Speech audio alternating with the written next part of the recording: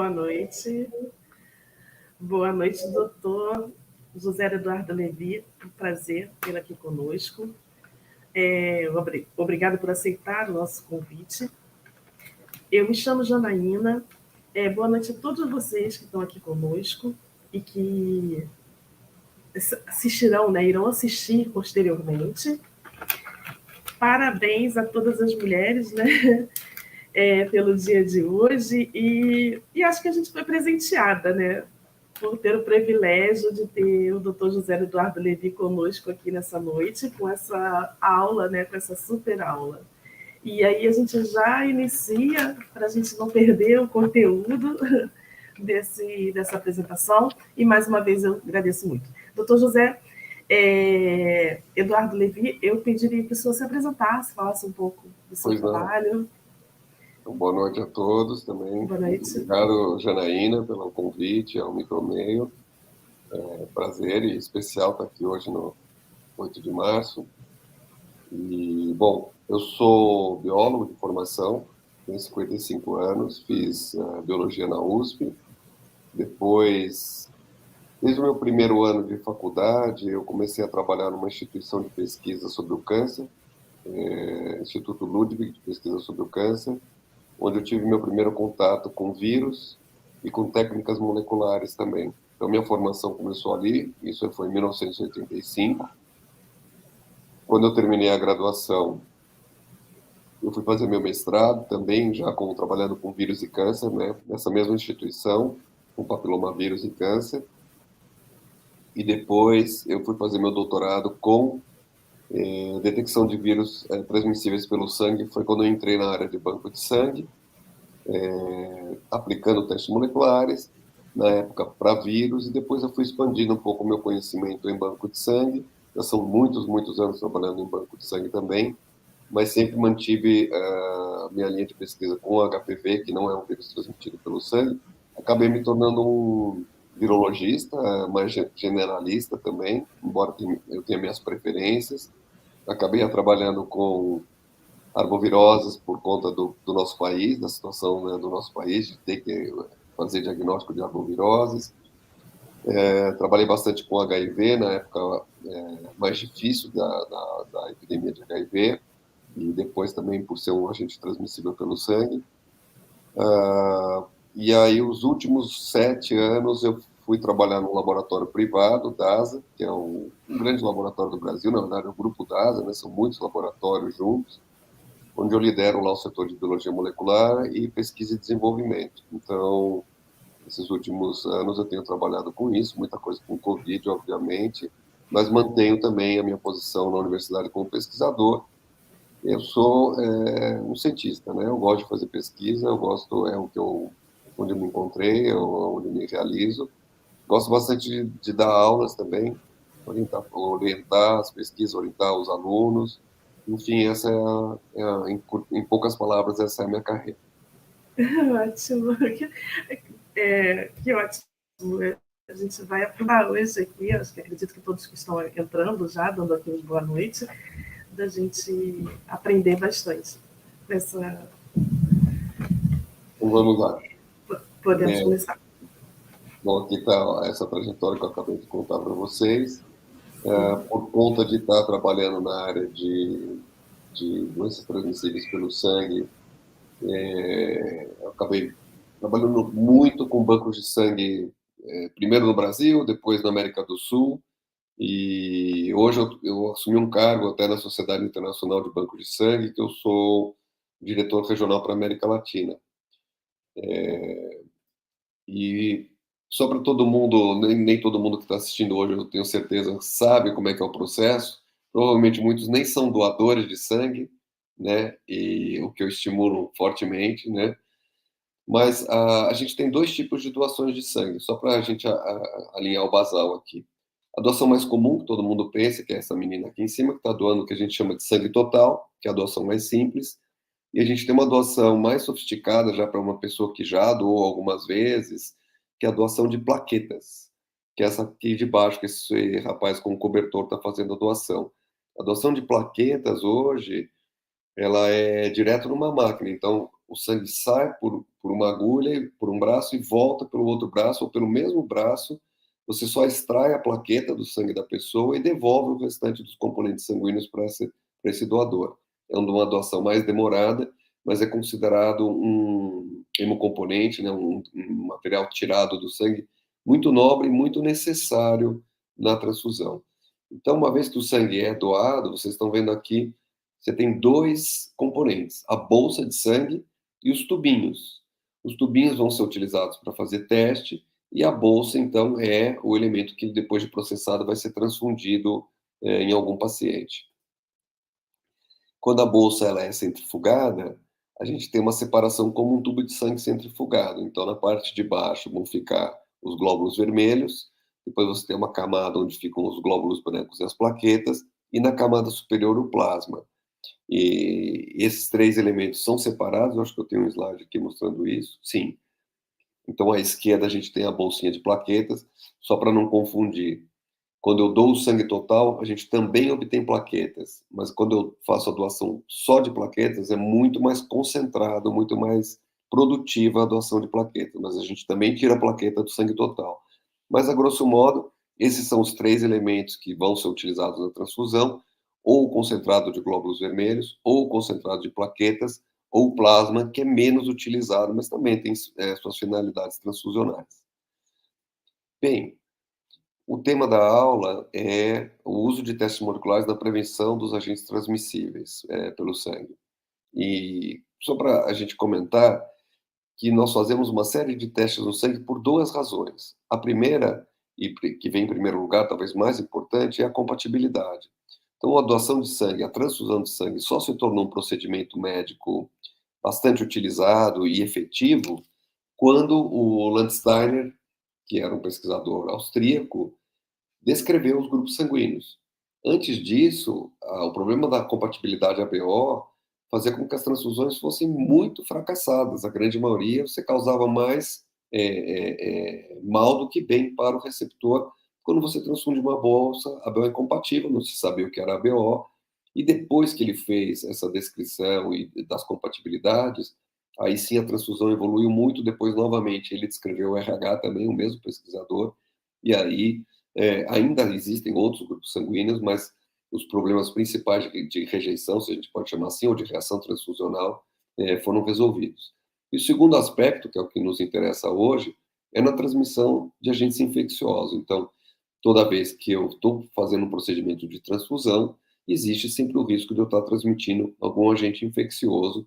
E logo no início da transfusão, das técnicas de transfusão, que é no começo do século XX, a transfusão foi descrita nas primeiras décadas do século XX, e depois ela teve um impulso grande por causa das guerras, mesmo a Primeira Guerra Mundial e principalmente a Segunda Guerra Mundial, deram um grande impulso à prática transfusional, então, que saiu do campo de batalha e foi incorporado nos hospitais, nas cirurgias. E logo no começo já se verificou transmissão de sífilis e transmissão de malária pelo sangue.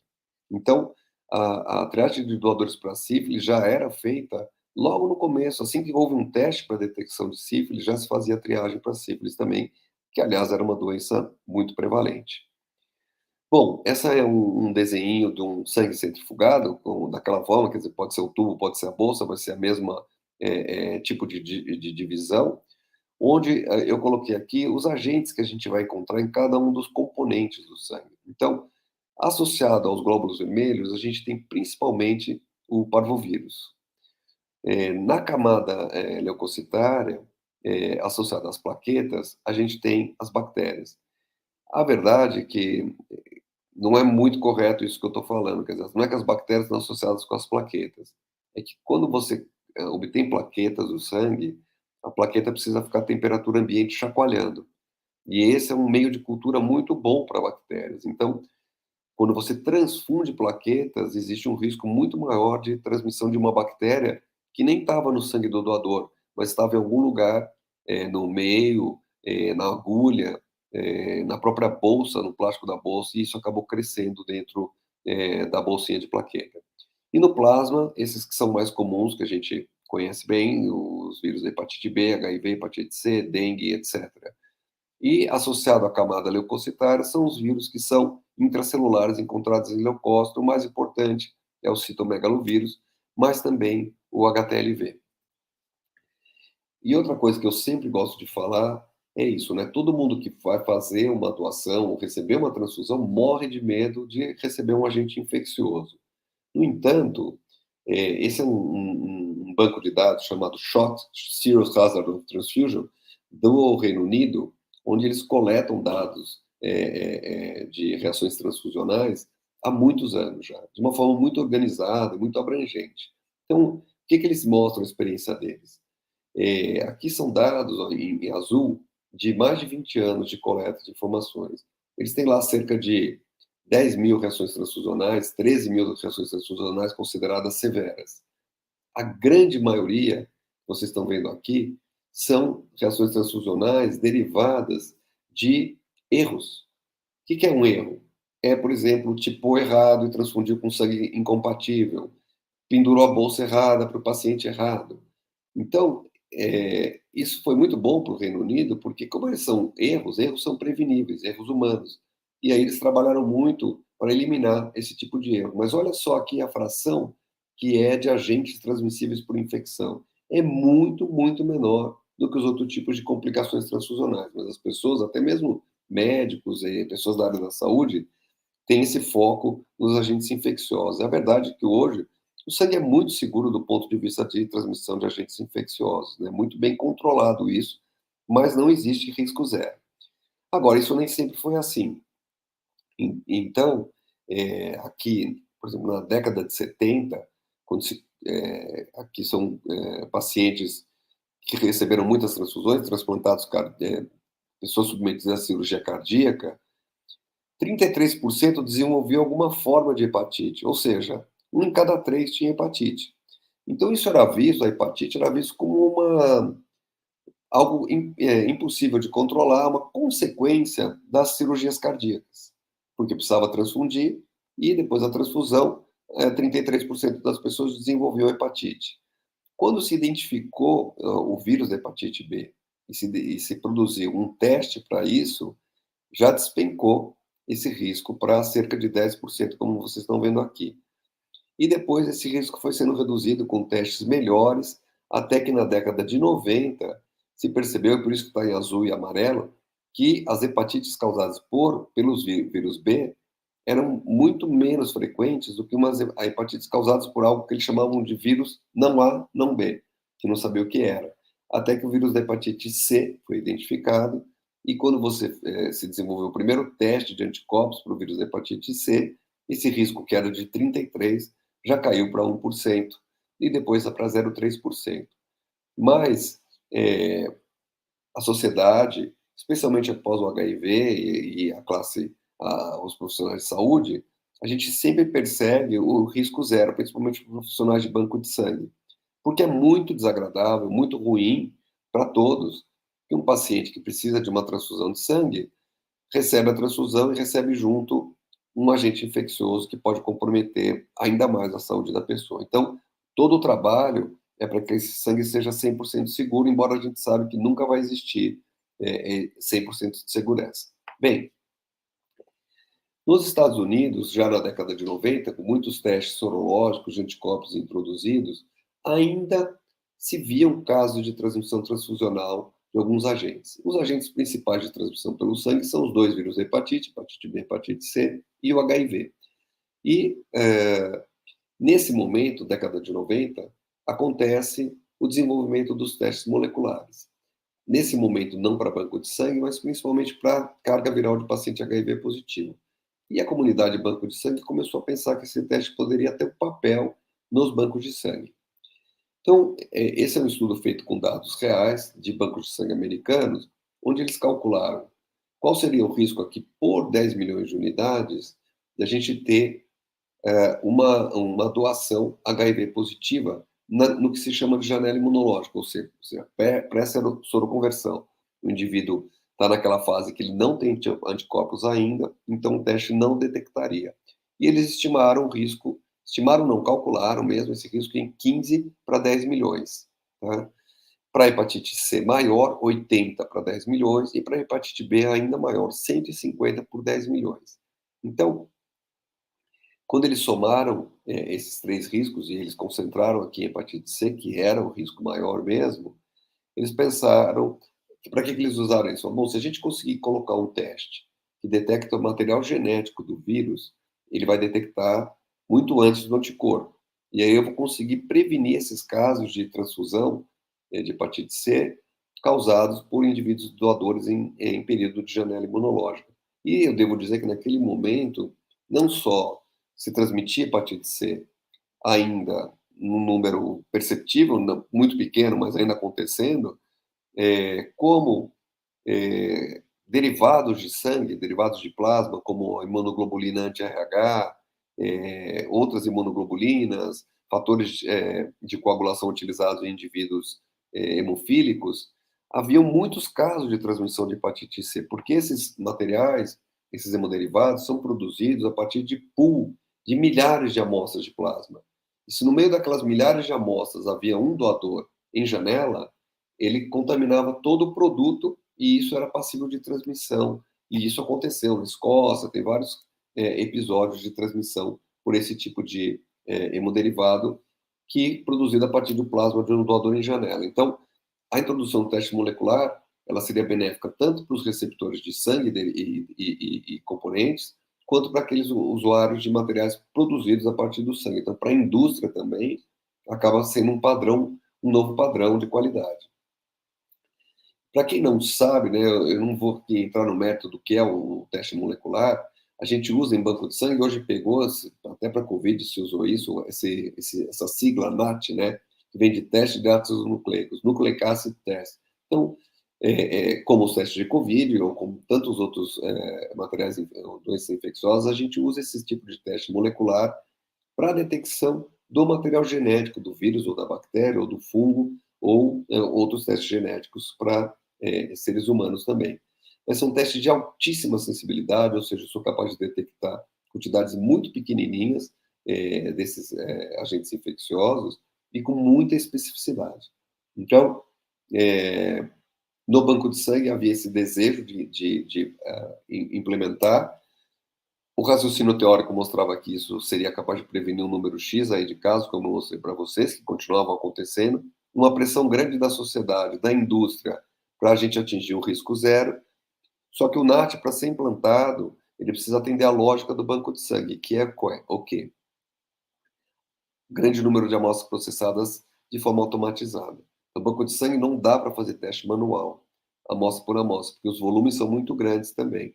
Então o NAT teve que esperar um pouco a indústria de testes moleculares conseguir produzir equipamentos melhores, com maior automação, para ele poder ser incorporado, então, na triagem de doadores de sangue. E isso, bom, eu acompanhei essa história desde o começo, né? Peraí, já vou chegar aí, mas então a utilidade principal dele é a detecção de doadores em período de janela imunológica, mas não só isso.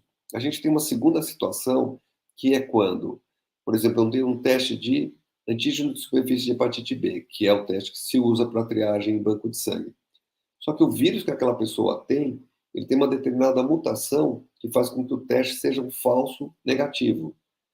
Então, para essas situações, o teste molecular também é capaz de detectar, porque o teste molecular é muito menos suscetível a essas questões de mutações. E, por último, uma situação que a gente chama de portadores silenciosos, que é uma pessoa que não está em janela imunológica, tem o vírus, mas por algum motivo não desenvolve anticorpos. Isso existe principalmente em hepatite C, são esses portadores silenciosos. Então, esse só detecto utilizando o teste molecular. Bem, então, nesse momento, fim dos anos 90, a indústria foi progredindo, houve alguns países saíram na frente, tipo Alemanha e Japão, e implementaram metodologias já automatizadas também, mas vocês veem aí que um número muito grande de países foi introduzindo, primeiro para hepatite C, depois para HIV. O Brasil, como país, demorou 14 anos em relação ao primeiro teste NAT. Aqui eu coloquei a bandeirinha de São Paulo, porque foi o teste que eu desenvolvi na minha tese de doutorado e que a gente implantou, então, na época, no banco de sangue do Sírio-Libanês, e depois foi utilizado por vários outros hospitais privados, não só de São Paulo, como outros locais também. Então, a gente teve uma experiência e chegamos a detectar janelas também. Então, a gente primeiro também trabalhou com hepatite C e depois foi capaz de fazer para HIV, e hepatite B já bem mais tardiamente, o que até foi diria que um modismo ou um equívoco, porque, do ponto de vista epidemiológico, para nós, a gente tem muito mais casos de janela de hepatite B do que HIV e HCV. Então, se a gente fosse usar um critério de maior frequência, a gente deveria ter começado por hepatite B. Mas a gente meio imitou, o mundo inteiro estava começando com hepatite C, que é o terceiro, no caso, para o Brasil. HIV vem na frente ainda de HCV. E eu coloquei aqui também a África do Sul, para mostrar que a decisão de implantar ou não implantar não foi uma decisão, país rico implantou, país pobre não implantou. Então, vocês verem aí, tem alguns países que são mais pobres que o Brasil e implantaram. E a África do Sul implementou por quê? Porque é o país que já, na época, tinha a maior prevalência de HIV no mundo e, naquele momento, que é depois que o Mandela foi presidente, os bancos de sangue ainda praticavam uma política discriminatória que era descartar doações de indivíduos negros, o que é insustentável num país com maioria negra também, por causa da questão da compatibilidade e tudo mais, e do estoque de sangue. Então, lá, a implantação do teste molecular foi fundamental para prevenir a transmissão do HIV e para que toda pessoa que quisesse doar sangue pudesse doar, e principalmente para que os receptores tivessem sangue suficiente. E aí tem vários outros países também que também implementaram, e o Brasil, então, demorou todo esse tempo, mas que só para mostrar como o risco depois da implantação do NAT, o risco nos Estados Unidos, que já era baixo, aqui na faixa de 1 para 100 mil, 1 para 50 mil, caiu para 1 para 180 mil, e hoje ele está aqui abaixo de 1 para 1 milhão, tanto de HCV quanto de HIV. Não é zero, os Estados Unidos ainda transfunde 12, 14 milhões de bolsas por ano, então você ainda tem, teoricamente, de 1 a 12 casos de transmissão transfusional desses agentes, mesmo usando o NAT. Bem, aqui, então, ilustrando esses três agentes, como vocês estão vendo, são dados dos Estados Unidos também, mas eu queria chamar a atenção aqui embaixo, quais foram as intervenções que os bancos de sangue foram colocando para fazer frente aos novos agentes infecciosos. Então, se a gente for ver aqui, a partir de 1995, NAT para HIV e HCV. Depois, NAT para o vírus do oeste do Nilo. NAT para hepatite E. NAT para Zika. NAT para babésia, que é um tipo de uma malária que tem nos Estados Unidos também.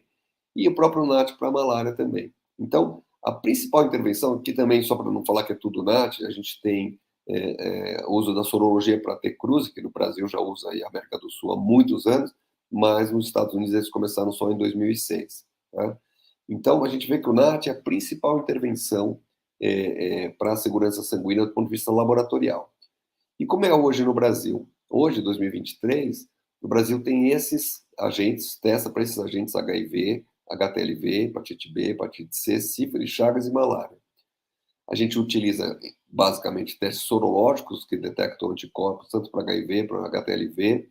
Para hepatite B, nós temos tanto o teste de anticorpos anti-HBC quanto de antígeno de superfície, anticorpo para hepatite C, anticorpo para sífilis, basicamente, anticorpo para chagas, e malária tem uma política diferente na área endêmica, onde se faz algum teste, tipo ou gota espessa ou algum teste antigênico, versus aqui na área não endêmica, que é toda a área não amazônica, onde não se faz nada, a única coisa que se faz é uma pergunta se a pessoa esteve numa área endêmica. Se ela teve, ela não pode doar nos primeiros 30 dias, e ela pode doar depois de 30 dias até um ano, desde que ela voltou da região, desde que ela faça algum tipo de teste.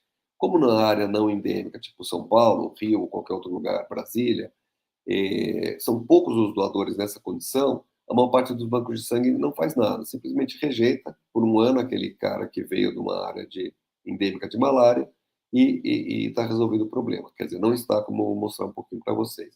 E depois o NAT, então, se tornou obrigatório hepatite C e HIV em 2013 e hepatite B em 2016.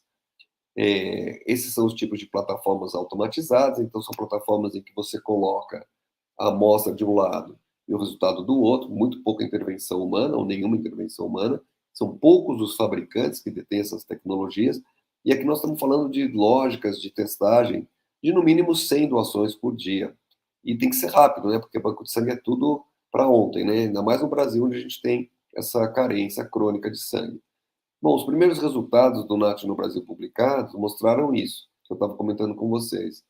Então, aqui, em alguns anos, lá em esse tanto de milhões de doações testadas, como começou primeiro HIV e HCV, tem um número maior, 13 milhões e 610 mil, se detectou 63 janelas de HIV, 28 de hepatite C, e depois, quando o HBV foi introduzido, hepatite B, 42, mostrando que o rendimento é maior para a hepatite B, que foi o que eu comentei com vocês.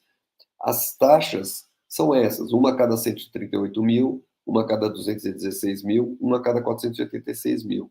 Isso significa, parecem números irrisórios, mas quando você transfunde 4 milhões de doações como o Brasil, você vai ter aí 20 casos de HIV, ou 20 doadores que transmitiriam o HIV se não fosse feito o NAT, e um número maior do que esse para hepatite B também. Então, você teria todo ano 30, 40 casos, na verdade, como uma bolsa gera 3 componentes e pode ir para 3 pessoas diferentes, você multiplicaria isso por 3 ou por 2, que é um número médio de componentes transfundidos. Então, a gente teria em número 100, 150 casos de transmissão transfusional, o que é absolutamente inadmissível hoje. Então, taxas que parecem baixas, a gente considera alta no banco de sangue. 1 para 50 mil já é um número alto. 1 para 10 mil é altíssimo, entendeu? 1 a cada 10 mil doações transmitia alguma coisa. Lembrando que no passado a gente aceitava que era 1 a cada 3. Né? Então, como a percepção de risco ela vai evoluindo conforme a tecnologia vai evoluindo também. Isso aqui é o sistema do NAT brasileiro, desenvolvido por Biomanguinhos, Fiocruz, implantado nos hemocentros brasileiros. Então, tem um kit, tem os equipamentos, como vocês estão vendo aqui, que termina numa máquina de PCR em tempo real. Esse laboratório, particularmente, um laboratório que a DASA montou para fazer teste de Covid para o SUS, filantropicamente, e o governo colaborou conosco, cedendo as máquinas que estavam nos bancos de sangue, vieram para nós para fazer Covid, e depois a gente devolveu, agora que o Covid acalmou, foram devolvidas para os bancos de sangue também. Então, esses equipamentos, eles podem funcionar para detecção molecular de qualquer coisa, desde que você tenha o kit adequado para rodar no equipamento. E foi muito bem utilizado para Covid, depois voltou para HCV, HIV, HBV, e hoje tem mais agentes sendo testados. Eu mostrei para vocês como é que foi a linha de introdução do NAT no mundo todo, mas ainda na América Latina é impressionante isso. O Brasil é um dos poucos países que isso é obrigatório, Brasil, Equador e Panamá, os únicos 3 países onde o NAT é obrigatório. Em alguns outros países que tem o X aqui, se faz, mas não é obrigatório. Então, um ou outro hospital que faz, mas você não tem uma unificação mandatória nesses países. Tá? Então, a América Latina, depois de 20 anos, ainda não foi capaz de incorporar um teste que é padrão hoje em termos de segurança sanguínea. É lamentável isso, mas é uma dicotomia, é um paradoxo, e é algo que a gente tem que trabalhar para que isso, e esse meu trabalho como diretor regional, é super também uma tentativa de promover isso, mostrando a custo-efetividade, como isso é importante para a segurança do sangue. Bem, quando você tem o NAT e outros testes, você acaba tendo uma redundância de testagem. Então, uma das maneiras que eu penso que a gente pode facilitar a introdução é quando eu coloco o NAT, eu tiro aquilo que não é mais necessário, que acaba sendo redundante. Aquele custo eu uso para pagar o NAT. Onde a gente tem isso? No HBsAg, no vírus de hepatite B, aqui eu posso utilizar o NAT, porque todo caso HBsAg positivo tem DNA do vírus, então não tem nenhum ganho, eu não tenho nenhuma perda aqui. Em a hepatite C, idem, quer dizer, eu tenho aí 75%, 85% dos anticorpos positivos são NAT positivos. Então, os outros 15% são pessoas que clarearam o vírus. Então, ela tem um anticorpo, mas não tem mais o vírus. Essas pessoas poderiam doar, eu nem ficaria sabendo se eu fizesse só o NAT também. Também é uma maneira de tornar ele mais custo-efetivo. E o HIV é próximo de 99%, não é 100%. E esse é um problema, a gente não pode tirar o anticorpo de HIV. eu vou explicar um pouquinho mais para frente, mas até pouco tempo, o dogma dizia que todo mundo que tem anticorpo HIV tem vírus. Não existe cura espontânea de HIV em comparação com a cura espontânea de hepatite C, que sim existe. E que é muito frequente em hepatite B, a norma é cura espontânea. Então, só que tem alguns indivíduos que a gente tem o quê? Uma carga viral muito baixa que o NAT não pega. Mas quando eu transfundo aquela bolsa, que é um volume grande, a gente infecta a pessoa. Esses caras têm anticorpo, esses doadores. Então, a gente, por conta deles, como o objetivo é sempre aumentar a segurança e não aumentar o risco, a gente mantém o teste de anticorpos. A verdade é que, na maior parte dos países onde o NAT foi introduzido, ele não é custo-efetivo. E isso é, novamente, um paradoxo da desigualdade no mundo, né? Quer dizer, tem tanto dinheiro em alguns lugares que eles são capazes de introduzir um teste que não é custo-efetivo, e onde ele é mais custo-efetivo, ele não é utilizado porque não tem dinheiro para pagar um teste caro. Então, é algo ainda... Você vê, um dos poucos lugares onde é custo-efetivo é na África do Sul. Eu não vou entrar no mérito de como se determina o que é o que não é custo-efetivo, mas existe toda uma metodologia para isso também. Bom, eu já estou finalizando, mas queria falar também de algo novo que também eu vivenciei, as pessoas vivenciaram no banco de sangue. Quando a gente já estava com o NAT estabelecido, estava todo mundo tranquilo, principalmente quem fazia NAT, né? Em 2008, aí, os países aqui o Brasil não fazia, por exemplo, nos Estados Unidos estava muito satisfeito, porque o risco de HIV, de HCV, HBV estava muito controlado e muito baixo, inferior a 1 para 1 milhão. E aí surge nos Estados Unidos um vírus chamado vírus do oeste do Nilo, que é um flavivírus, um vírus transmitido por mosquito, que nunca tinha estado naquele país, ninguém sabe muito bem, ele chegou em 1999 e começou a causar uma epidemia de casos, principalmente muito graves em idosos, meningoencefalite, e demorou 2, 3 anos até que os Estados Unidos percebessem, não sei se eu coloquei aqui, não coloquei, que além de ser transmitido pelo mosquito, esse vírus era transmitido de forma bastante eficiente por transfusão de sangue e por órgãos, transplante de órgãos. E aí muda tudo, porque esses vírus, como o dengue, como o West Nile e tantos outros, que a gente, chikungunya, etc., não são vírus crônicos. Você tem, a doença dura lá uma semana, tem o período que você está virêmico, e depois você desenvolve anticorpo, e aí você já não tem mais o vírus. Então não adianta usar o teste de anticorpo, eu tenho que usar o teste molecular para cobrir o período. Aqui a gente nem chama muito de janela, mas seria algo análogo a uma janela, esse período dos primeiros 7 dias, onde a pessoa infectada é transmissível, né? Quer dizer, ela transmite o vírus nesse período. E aí, como eles já estavam com o NAT implantado, eles simplesmente falaram para as empresas, olha, por favor, desenvolvam um teste para o NAT para as mesmas plataformas. E olha só, em 10 anos de NAT para HCV, esse negócio está um pouco deslocado para mim, não sei se está para vocês, mas do lado direito são os resultados de 10 anos de NAT para HIV e HCV. Eles detectaram 32 janelas de HIV, 244 de HCV. Então, total, 276 casos em 10 anos. Tinham testado mais de 10 milhões de doações.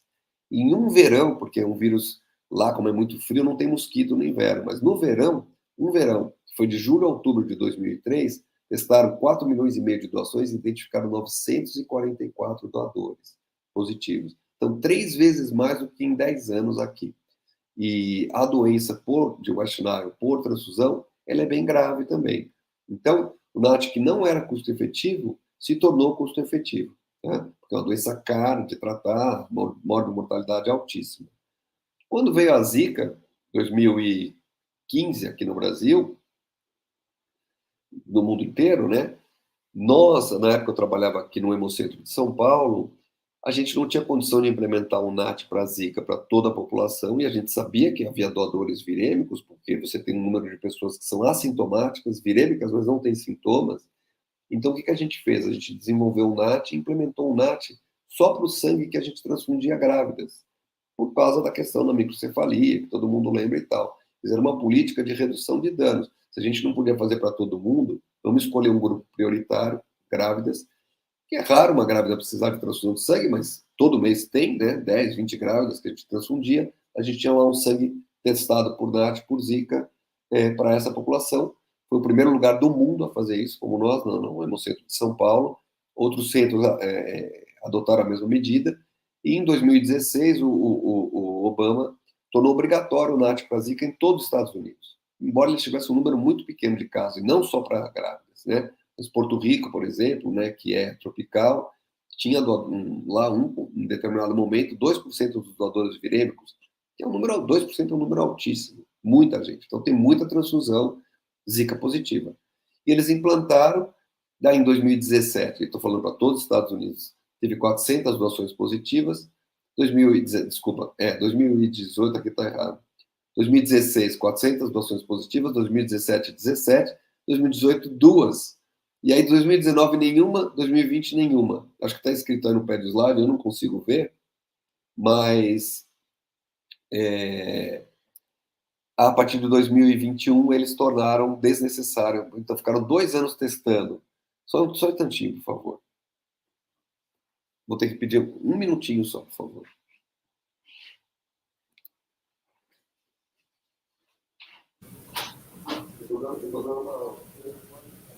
Sim, a gente sabe que quem trabalha em banco de sangue, quem estiver aqui, eu trabalho numa agência transfusional e a gente sabe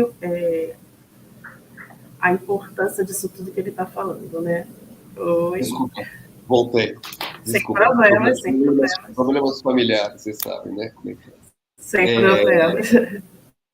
Então, os Estados Unidos ficou 2 anos testando sem nenhum doador positivo. Foi 2019, 2020. Isso nós estamos falando de 30 milhões de testes a um custo mínimo de $10 por teste. Então, são 300 milhões de dólares sem nenhum resultado, né? Nenhuma efetividade. E aí, por bem da racionalidade, eles tiraram a obrigatoriedade de Zika, avisando que se o Zika voltar, volta a necessidade de testagem. Então, tem essa questão de também ter a racionalidade de tirar algo que passa a ser desnecessário. E aqui tem uma lista, então, os especialistas, né, que trabalham com essas infecções transmitidas por sangue, se reúnem periodicamente para falar, olha, o que nós vamos priorizar, né, porque tem tantos agentes passíveis de transmissão pelo sangue, então, vão analisando, e a gente tem aqui essa divisão, em verde, são agentes que se postulou que deveria ser feito o controle em banco de sangue, e depois se verificou que nem existiam, eram artefatos esses agentes, ou que eles não são capazes de infectar seres humanos. Em azul, são agentes que existem, mas que não são transmissíveis por transfusão, ou não causam doença no receptor, tipo monkeypox, por exemplo, ou influenza, ou Covid, eu poderia colocar e tal. E em vermelho, sim, aqueles que deveríamos testar, porque existe doença transmissível por transfusão, para a qual, no caso dessa lista, já existe algum tipo de intervenção. Então, são os NATs que eu comentei com vocês, basicamente. E isso eu já comentei também, quer dizer, as últimas intervenções todas foram NAT. Tá? E aí a gente chega um pouco no aspecto da dengue, que é uma analogia que a gente faz com o vírus do leste do Nilo. Então, nós também, no momento de epidemia de dengue, nas capitais, Rio de Janeiro, Recife, Salvador, Campo Grande, as capitais do Nordeste, tem um número grande de doadores positivos, e vários estudos já mostraram isso, aqui no interior de São Paulo, Ribeirão Preto, Rio Preto, né, essa região que tem dengue também. Se você testar as doações, vai ter lá 1, 2% positivas. Como você não faz o teste, a gente está transmitindo, né, dengue pra caramba por via transfusional. E é algo que chama a atenção, a gente tem muita transfusão dengue positiva, mas a gente não vê dengue acontecendo nos receptores de transfusão, que é uma diferença para o vírus do leste do Nilo, apesar dos dois serem flavivírus transmitidos por mosquito. Então, os estudos não conseguiram comprovar que a dengue, quando é transmitida por transfusão, causa dengue. Então, um conceito meio que a gente não tinha e que aprendeu, que é assim, eu transmito o vírus, mas não a doença que esse vírus causa. E, apesar disso, eu tenho que falar que existem casos em que a gente percebe que sim, o receptor desenvolveu dengue, como foi, por exemplo, esse caso que a gente teve na própria Fundação ProSangue. Então, ainda é uma polêmica. se devemos ou não testar para dengue, ela volta periodicamente. Acho que existe uma subnotificação.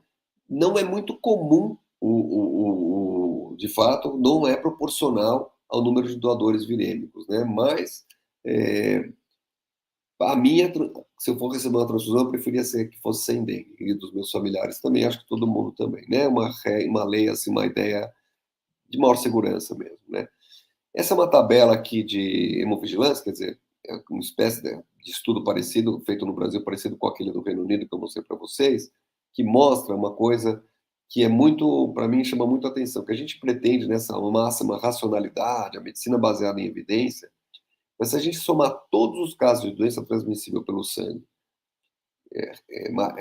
observados nos últimos anos, antes do NAT ou depois do NAT, ele é muito inferior aos casos de transmissão de bactérias que eu comentei com vocês, que também é uma infecção transmitida pelo sangue. Muito inferior, seja no Brasil, seja no Reino Unido. E o Brasil se desenvolveu o NAT, implementou o NAT, mas para a bactéria a gente não faz nada. Um ou outro banco de sangue muito rico, em alguns hospitais de luxo do país, tem um sistema de testagem para a bactéria. A ProSangue, no caso, a Hemocentro de São Paulo, conseguiu isso, mas é uma exceção. A maior parte do sangue do Brasil não tem testagem para bactéria, que é de muito maior risco do que HIV, do que HCV, mesmo antes do NAT. E as transfusões contaminadas com bactéria são muito agressivas no receptor, porque o receptor pode ser muitas vezes imunossuprimido, e aí ele tem uma sepsis e morre. Né? Na Europa é obrigatório, muitos países fazem, todos os países fazem a testagem das plaquetas. Uma dificuldade é que é uma lógica diferente da lógica do banco de sangue, porque a gente testa o plasma do doador. Essa é uma situação em que eu teria que testar a plaqueta produzida, porque, como eu comentei com vocês, a bactéria cresce na plaqueta, chacoalhando a 22 graus. Então, não é tão fácil encaixar isso no fluxograma de banco de sangue. Porém, as bactérias têm uma facilidade que eu posso utilizar um reagente, serão primers universais, que vão pegar todas as bactérias que existem no mundo. Então é mais fácil do que vírus, onde eu tenho que ter um ensaio para cada um dos tipos de vírus. Aqui não. Teria um ensaio universal para bactéria, isso é possível, isso já é utilizado nesses testes que a gente chama de microbioma, e a gente fez um estudo para banco de sangue, mostrando que isso poderia ser aplicado no banco de sangue, embora existem um ou dois bancos de sangue que usam o rastreio molecular. Eu acho que para o Brasil será algo muito interessante. Tem suas dificuldades também, mas só para mostrar que a gente pode ser criativo e explorar e usar aquilo que a natureza deu de bandeja para evitar um risco que é muito grande também, que a gente não está explorando. A malária eu já falei um pouco. O Brasil agora, esse ano, implantou o NAT para malária também no país inteiro. O benefício na Amazônia é evidente, mas aqui na região sudeste, ou fora da região endêmica, a gente tem uma outra situação curiosa, que primeiro, a gente não faz nada, porque se a pessoa não viajou para a zona da Amazônia, a gente não faz nenhum tipo de teste. Só que a gente tem, eu marquei aqui no estado de São Paulo, mas também existe nos outros estados do Sudeste, uma região de Mata Atlântica, onde a gente tem um outro tipo de malária, que é uma malária dos macacos, poeticamente chamada a malária das bromélias, né, que é transmitido por um outro mosquito e que é uma malária muito branda, que às vezes a pessoa pode ter de forma assintomática. Então, esse cara tem a malária assintomática, e quem é esse sujeito? Ou uma pessoa que mora nessa região, ou é uma pessoa que tem seu sítio, vai pescar, fica meses, uma semana, 2 semanas no mato mesmo, e aí sofre a picada do mosquito, tem uma febrinha, ou nem percebe, e em algum momento ela doa sangue, e se esse sangue é transfundido num indivíduo asplênico, ou seja, que não tem o baço, pode ter uma doença muito grave. Então, surpreendentemente, todos os casos que existem na literatura brasileira de malária transfusional são no Sudeste e não na região amazônica. Isso é muito curioso. Também são desse tipo pelo Plasmodium malária, que é algo que a gente trabalhou. E agora, o NAT para malária sendo implantado, a gente vai ver o quão frequente é isso no país inteiro, que ele começou esse ano. Já estou terminando. Só mostrar a evolução dos testes para triagem de doenças infecciosas. Então, no começo, se faziam testes morfológicos com base em microscópio. Por 40 anos e até hoje reinou a sorologia, que é baseado em detecção de anticorpos. Agora nós estamos vivendo a era do NAT, que são os testes moleculares. Em algum momento, eu coloquei 2025, não sei exatamente quanto vai ser, acredito que o NAT vai ser substituído pelos testes de sequenciamento, onde eu tenho, em vez de eu... Muda muito a maneira de se fazer diagnóstico, porque em vez de eu buscar, então tem um NAT para isso, um NAT aquilo, um NAT para aquilo outro, eu sequencio tudo, todo o material genético da amostra, e a amostra me conta o que é que tem lá, né? Um outro desafio que trouxe de novo a importância do NAT agora é o uso da terapia PrEP, para quem já ouviu falar, ou, né, terapia pré-exposição, os indivíduos que podem tomar um comprimido por dia antes de se expor ao HIV ou pós-exposição também. E funciona muito bem. Só que e se a pessoa não toma exatamente corretamente, ela pode ter uma infecção pelo HIV, porque ela se expôs, então o risco é alto, e ela acaba sendo mascarada pela medicação. Então, esse trabalho aqui, ele mostra que os anticorpos, mesmo de terceira e quarta geração, para pessoas que tomam esse tipo de terapia, o anticorpo não se desenvolve corretamente, porque você tem pouca exposição antigênica. E aí só o NAT mesmo é capaz de detectar esses indivíduos. Então, agora, como isso é muito comum, reforçou muito o papel do NAT. Então, só para finalizar, mostrar que no plasma a gente tem, isso é uma descoberta recente, material genético do hospedeiro no plasma, não está dentro de célula, porque o plasma não tem célula, é o que a gente chama de cell-free DNA, DNA livre de células, e o plasma, como circula no corpo, ele conta para a gente o que está acontecendo no corpo inteiro, o material genético. Então, se tiver uma infecção no dedão do pé ou no fio de cabelo, vai ter restos de DNA ou de RNA desse agente infeccioso no plasma. Se eu tiver câncer, em qualquer lugar que seja, não é uma metástase, as células tumorais, ao morrerem, em entrarem em apoptose, vão liberar seu DNA para o plasma e eu posso fazer o diagnóstico ou monitoramento do câncer, que é o que se chama biópsia líquida, usando o plasma. Eu posso saber se o bebê é menino ou menina numa grávida, também analisando o plasma. Eu posso identificar rejeição de um órgão transplantado simplesmente sequenciando o plasma também. A gente já tem testes na rotina laboratorial entrando por aí. E a gente sabe que todos os cromossomos, na verdade, estão igualmente representados no plasma. Então, um trabalho muito legal que a gente fez lá no ProSangue, eu tenho muito orgulho, a gente tem alguns grupos sanguíneos raros, que é muito difícil você conseguir identificar o doador. E tem pessoas que precisam do sangue, desse sangue raro. Então, um sangue que uma a cada 100 mil pessoas tem. Então, para você achar esse doador, você teria que fazer 100 mil testes, sair procurando entre seus doadores. O que nós pegamos foi o material genético que sobra dos testes de HCV, HIV e hepatite B do NAT e testar por via molecular para aquela característica genética que leva à formação daquele grupo sanguíneo raro. E a gente mostrou que isso é um método muito mais eficiente, muito mais barato, e a gente conseguiu rapidamente, por exemplo, encontrar indivíduos que são VEL negativo, que é um tipo sanguíneo raríssimo, em um ano lá no nosso banco de sangue, aí você encontrou o telefone e convida ele para se tornar um doador de sangue raro. Então, uma estratégia de usar aquilo que está no plasma, a informação que está no plasma, seja para ver o tumor, seja para ver o micróbio, que é o caso da transmissão de agentes infecciosos, para investigar o status do doador e para investigar, por exemplo, se está tendo sofrimento de um órgão transplantado. Então, você pode fazer isso tudo junto, porque vocês podem imaginar que muito das pessoas que recebem sangue são transplantados de medula óssea, e a partir de uma simples amostra de sangue, eu posso ver várias coisas. Recidiva do tumor, se ele está infectado e qual é o tumor que ele está infectado, ou se você tem, por exemplo, doença do enxerto contra o hospedeiro. Era isso que eu tinha para mostrar para vocês. Acho que espero não ter me estendido demais. Estou à disposição para as perguntas também. Vou parar aqui a apresentação. Não estendeu nada, queria ouvir mais. Eu agradeço mais uma vez.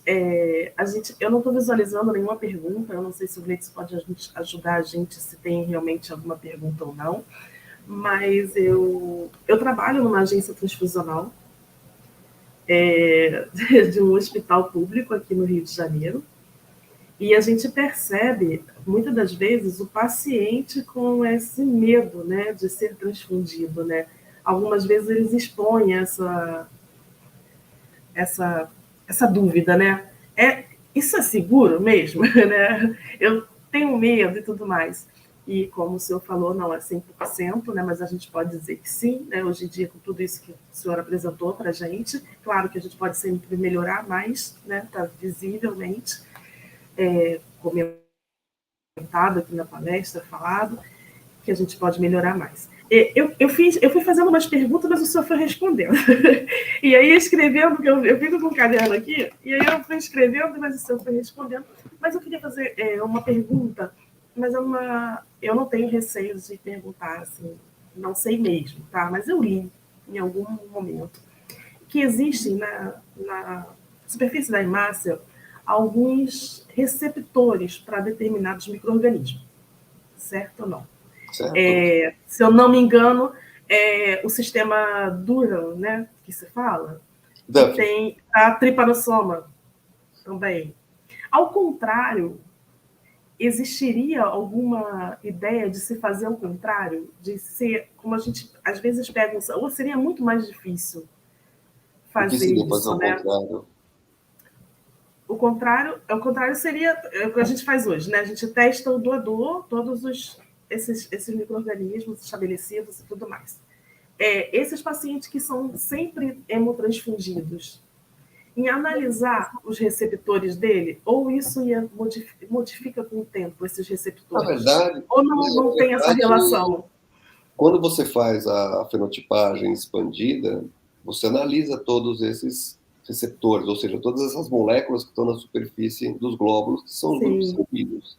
sim. Agora, não existe nenhum grupo sanguíneo que tenha uma relação 100% direta, ou seja, toda vez que tem tripanossoma cruzi, é neste grupo sanguíneo que ele infecta. Existe alguma predileção, mas não é uma relação 100%, causa e Tá. efeito. Então, não seria uma maneira de você... Além disso, seja qual grupo sanguíneo que ele for, ele precisa receber sangue. Então, você não vai escapar de fazer tanto o match, que é a imunofenotipagem, quanto a busca dos agentes infecciosos. Sim, é porque, assim, na minha cabeça evitaria, né? Porque como ele é muito hemotransfundido, né? Tem esses pacientes, né? Então, assim, teria isso. E tem uma outra pergunta que eu gostaria de fazer em relação a políticas públicas de saúde em relação à implementação, né? É muito caro o NAT, o reagente em si? Olha, tudo depende da tecnologia, né? Então, o caminho que o Brasil optou, a verdade é que é assim, quando o Serra era ministro da Saúde, ele baixou uma portaria falando, olha, o NAT, a partir de tal data, vai ser obrigatório. Só que ele não falou de onde vinha o dinheiro. O que aconteceu? Aquelas coisas que acontecem aqui, a lei não pegou. Então era obrigatório e ninguém fazia. Sim. Quando o Lula ganhou a primeira eleição, eles imediatamente revogaram isso, essa situação jurídica esquisita, e falaram: o NAT não é obrigatório, mas ele é desejável, e o Brasil vai trabalhar para desenvolver uma tecnologia própria, e quando isso for viável, nós vamos implementar. E aí demorou-se muito mais do que foi projetado, né? Como eu falei para você, 14 anos. Então, tem toda uma discussão aí, quer dizer, quem é que responde por essas pessoas que se infectaram quando você tinha uma tecnologia, mas o custo não permitia a implantação. Enfim, acho que isso agora é passado. Mas, conforme você vai dominando a tecnologia e conforme a tecnologia vai ficando mais envelhecida, ela vai ficando mais barata, mais acessível. E tem essas coisas que eu comentei, quer dizer, se você tirar alguns testes, 2, 3 testes de anticorpos caros pagam nada. Então, vale a pena. A outra conta é, se você for olhar para a conta de quanto custa para você tratar a pessoa que você contaminou, daí ele não é custo efetivo, é mais barato pagar. Mas é óbvio que isso é uma coisa antiética, né? A medicina não aceita isso, nós não aceitamos. Ah, tudo bem, eu não vou fazer o teste, vou te transfundir, tem o risco de você pegar, eu te pago e eu te trato. Não é isso, a gente não aceita isso. Então, tem algo além da dimensão da custo-efetividade, que são essas questões éticas, humanas, que se sobrepõem à questão da custo-efetividade. Mas é viável. Eu acho que os outros países também com um pouco mais de vontade e as empresas também facilitando para os países que têm menor poder aquisitivo, poderia ser algo universalmente disponível. Quando você usa o plasma que você coleta no país para a produção de hemoderivados, são caríssimos, tipo imunoglobulina, tipo fator 8, etc. Daí é obrigatório você fazer NASH, pelo que eu já expliquei, porque você não pode correr o risco de pegar 30 mil litros de Sim, plasma, produzir todo o processo industrial e lá na frente já está contaminado. Aí você perde uma fortuna, então é mais barato fazer o NASH.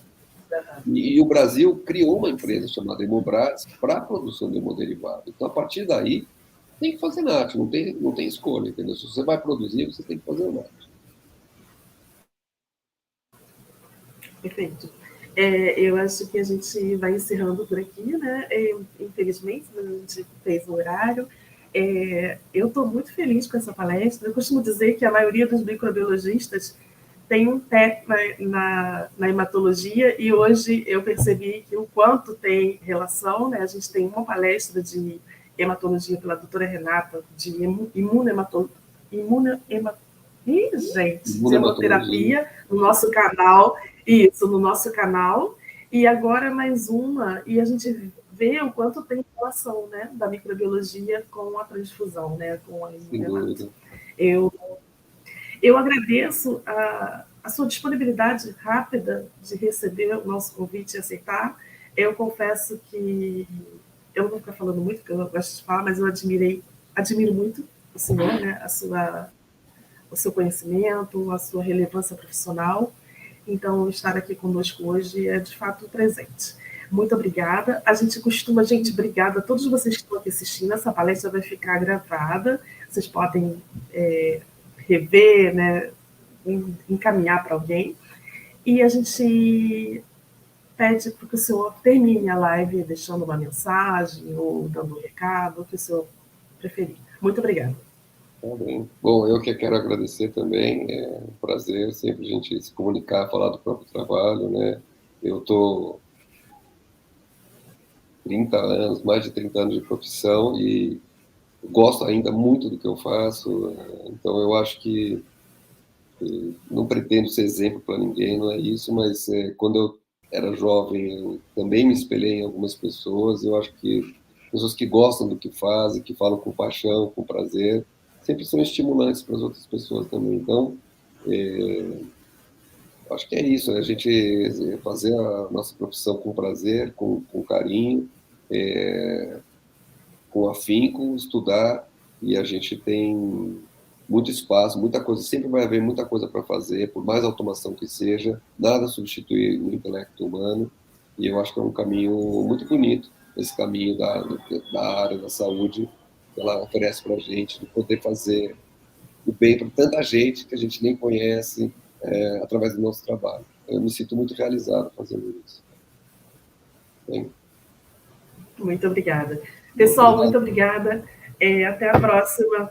Obrigada. Tchau, tchau, Janaína. Boa noite. Tchau, tchau. Obrigada. Boa noite.